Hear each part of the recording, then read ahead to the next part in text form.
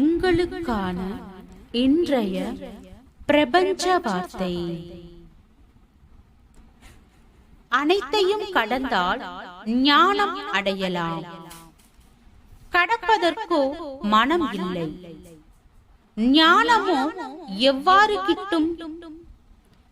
விட்டு விடுதலில் இன்பம், பற்றிக் கொள்வதில் துன்பம். தெரிந்தும் விடாமல் பிடித்துக் கொண்டு இருந்தால் எப்படி?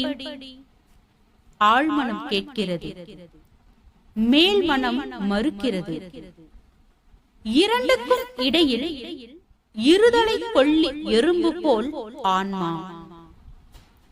வாழ்க வளமுடன்.